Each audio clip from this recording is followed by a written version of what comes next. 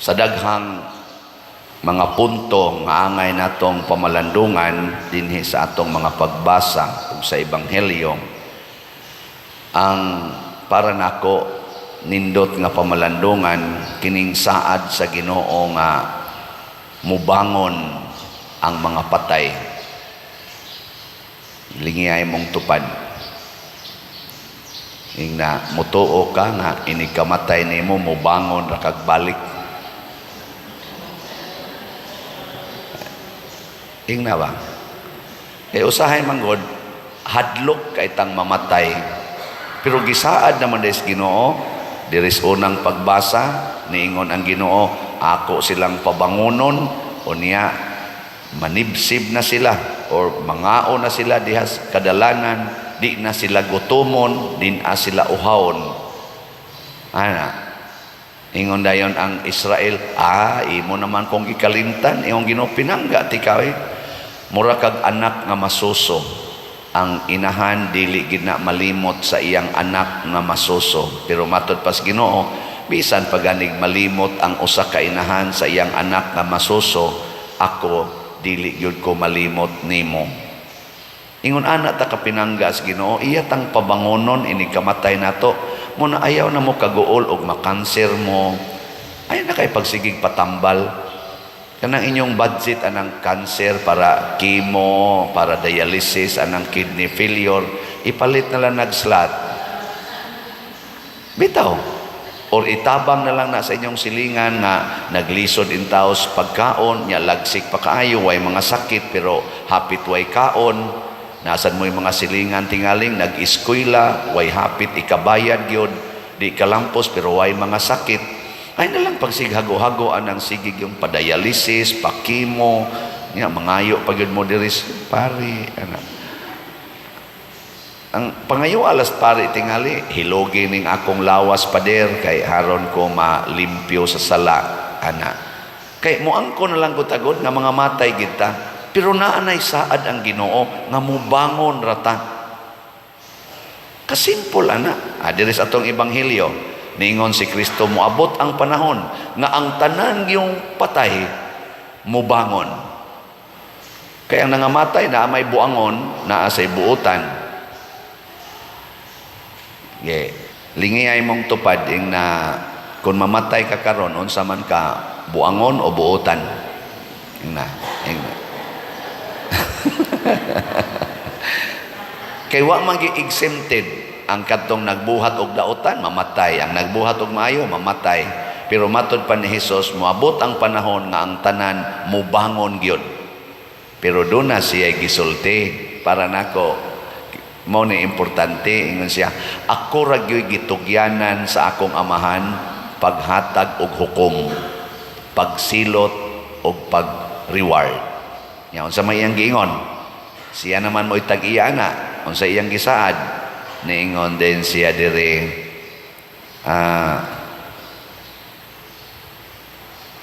ay naman to mubangon sa luganan kadtong maayog binuhatan mabanhaw og mabuhi og kadtong daotag binuhatan mabanhaw apan silutan. So inighigda din nato sa kamatayon, inigbangon nato ang atong binuhatan magpabilin nga counted, dili mamatay. Di ka mo ingon nga patay naman na, wala na, limpyo na na. Dili, counted ang atong binuhatan. Mao na inigbangon nato, gadatas atong binuhatan nga maayo. Unsa man, mabuhi ta dito sa langit. Rewards ang atong madawat. Pero mubangon ta nga nagdatas binuhatan nga dautan, silot dito sa impierno. Mabda ng uban mo ingon, way impierno eh. Si Kristo dili mamakak. Iya na gining giklaro nga ang patay mabanhaw gyud. Pero naay mabanhaw aron moadto sa langit, naasay mabanhaw aron moadto sa impierno. Kana bitang magmisa kog patay, ako mo nang common nga question, Ingan ako, sa inyong paminaw, kinirong atong gimisahan, tuwa na kanis langit o tuas impyerno. Ang tubag yun sa common nga tubag sa mga tagtungod o sa mga nanimba sa panahon sa wake mass, tuas langit, Father.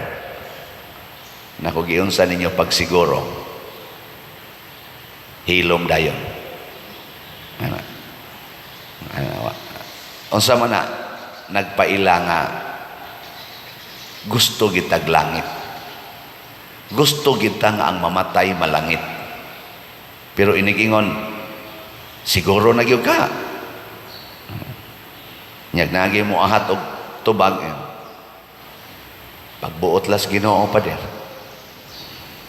Nako ha, pagbuot las Ginoo, mao gani na inyong tinubagan, siguro na gining na impyerno. Kana bang moingon ra ta ba? Pagbuot las Ginoo, Pader, o iya ba kong ibutang sa langit o iya ba kong ibutang sa impyerno? Pagbuot lang niya. Mao gani na atong tinubagan dinhis kalibutan, siguro gitang maimpyerno. Gilingay mong tupad. Ingna kon karon humas misa, mamatay ka, malangit ka. Ingna. Sige. Moingon karon, pagbuot sa Ginoo, impyerno na ka. Ngano man, giklaro mas Ginoo, ang magbuhat og maayo, malangit. Ang magbuhat og dautan, maimpyerno. Sa ato pa, bisag nagkabit-kabit ka karon, nagtuo di ay ka nga inigadto nimo sa imong kabit nya, mamatay ka dito ibabaw sa kamay, nagtuo di ay ka malangit ka kay pagbuot ras Ginoo. Ang imong gibuhat klaro na kaayo nga nisupa ka sa sugos Ginoo, you shall not commit adultery. Imo pag yung gibudhian imong asawa or imong bana nya, mutuo lang yapon ka nga pagbuot sa Ginoo, kaklaro na ana. Di ba?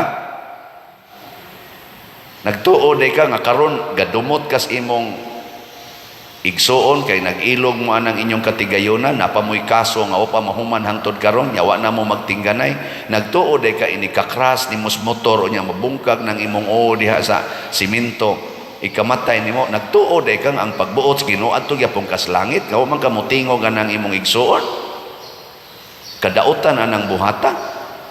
Di ba? Oy. Nagtuo di ka sa sige nimong paningil anang utang, sige nimong paningil sa utang hangtod wa na lang mo magtingog anang imong gipaninglag utang, imo na nang gikasab-an kay baga kay gnaong bakakon kay istanan nya, inikamatay nimo kay giatake kas imong kasing-kasing sa kaguol anang mga utang. Nagtuo di ka ang pagbuot sa Ginoo, mo bangon ka aron moadto kag langit, na ang sugos Ginoo niingon man kun kamo magpahulam ayaw na mo paningil og bayad. Pagbuhat og maayo, biyain na ng kabit, ayaw na paningil anang utang, higugmaan na ng imong kaaway, ay mo pagsig-away. Nya kamong nagpuyo-puyo, way mga kasal, nagtuo di ay mo nga kung mo insist yung mo nga di yun mo magpakasal, di san mo magbuwag, sige lang yun mo puyo, sige lang yung tinukhangay. Nagtuo di ay mo inigkamatay ninyo, ang pagbuot sa Ginoo, pabangonon mo kay paatuon mo langit. Ingon ana na lang gyud ka simple ang inyong pagtan-aw sa Ginoo. Ing ka Ginoo, yung padiroy niingon ba ang Ginoo diha sa ibang sa kaning tubag nato sa Salmo, ang Ginoo maayo og maluluyon, dugay nga masuko. Nya nganong moingon man ka nga maimpirno, maobita ang Ginoo dugay nga masuko, kay bisan paghangtod sa kamatayon sige siyag hatag nato og chance to repent. Maobitan iyong Ginoo, ngarina mo nako, balik mo nako. Maobitaw kining atong Kwaresma, this is the time to repent. Pag hinumdom nga ang Ginoo gani nagpakamatay para nato, kita na ba'y dili magpakamatay para sa Ginoo aron malikayan ang atong mga sala. Repent. Ang Ginoo maayo og maluluyon, pero kutob ra gid na inighunong sa atong ginhawa. Ingon ana siya kapasensyoso. Tigilingay mong tupad. Ina hangtod karon open pa ang forgiveness. Amen. Na hangtod karon open pa ang forgiveness. Ayaw huwata nga manira ang 7-Eleven. Kay bisag 24/7 na sila manira ra gyud na. Mohunong ra gyud kaginhawa. Mo na mintras tanto nga naa kay 700 pesos ipalit na lang nag-slot. Usa na ka SBF dag, usa na sana siya ka DCHS.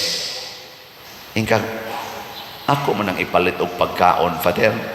Ay lang sa kaon karon kay Lenten season man, fasting lang sa ka.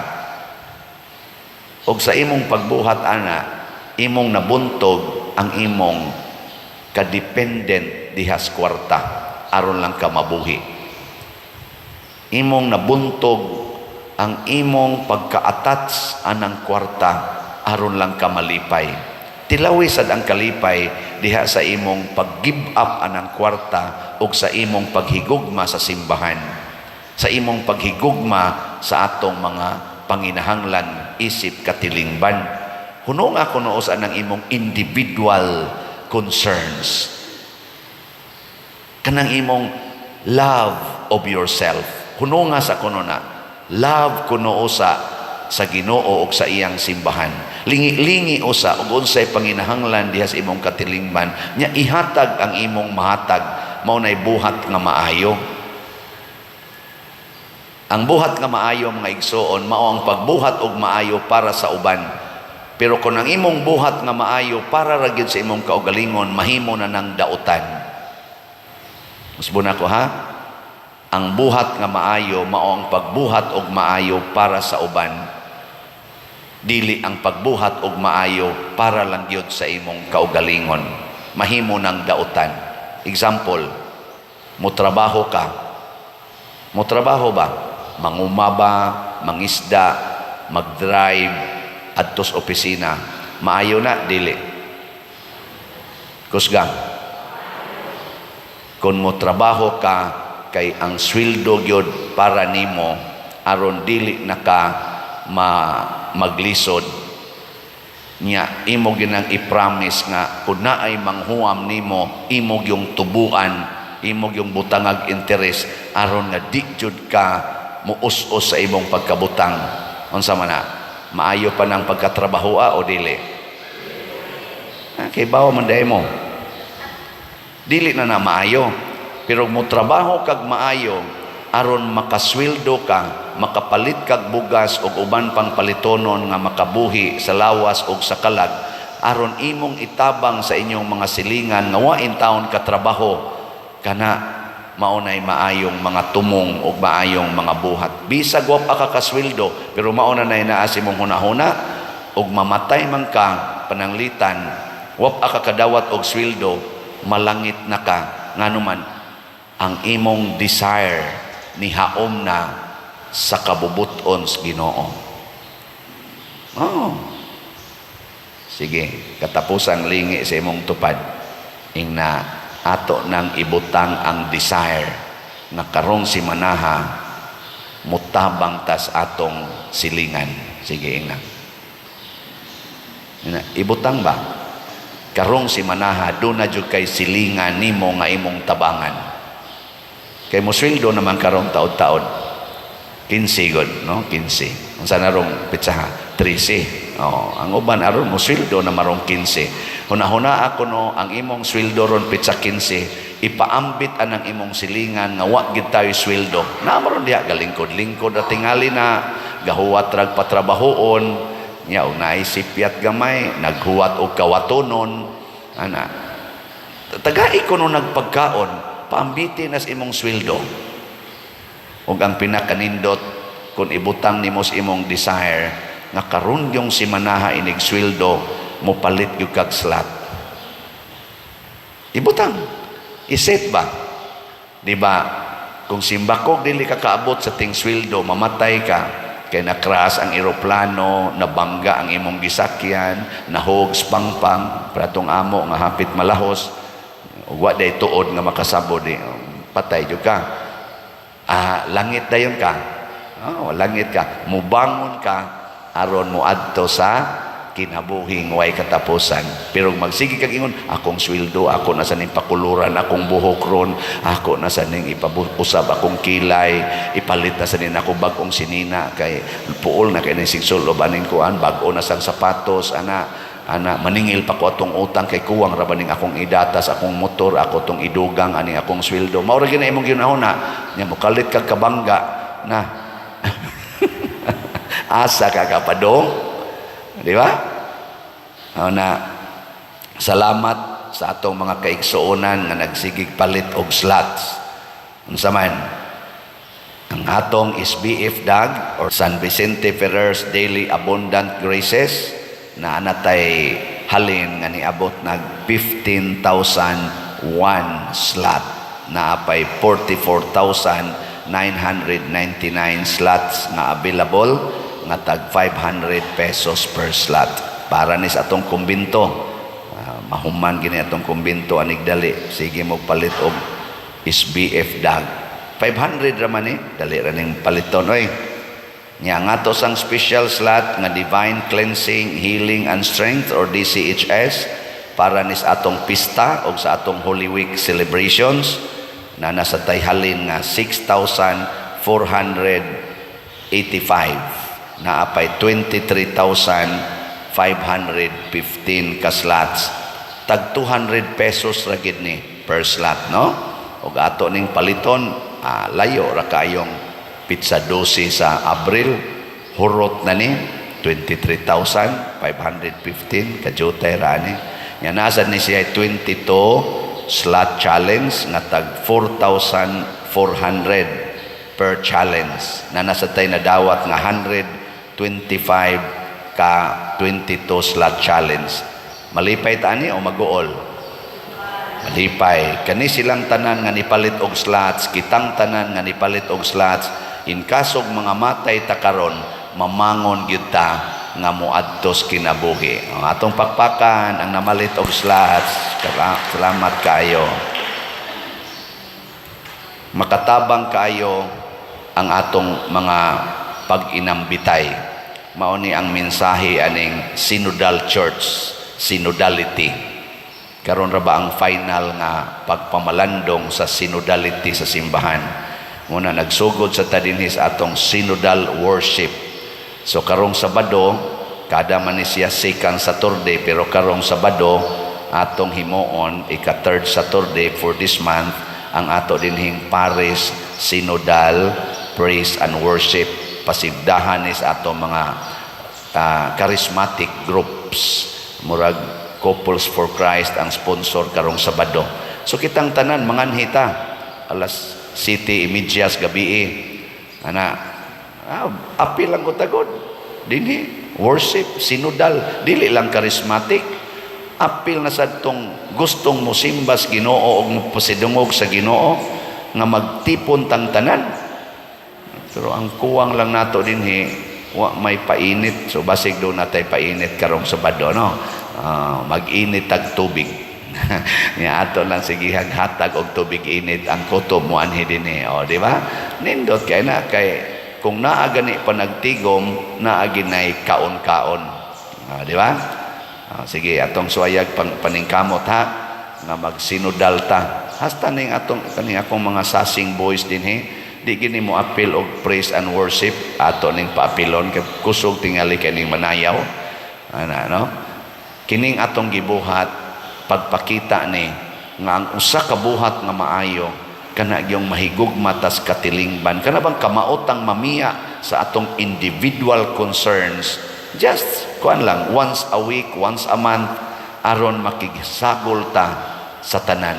Kay ang Ginoo gani mibiya sa langit aron makigsagol nato, magpakamatay pagani para nato aron ta mamangon pagbalik uban kaniya ngadtos kinabuhi nga way katapusan. Manindog tang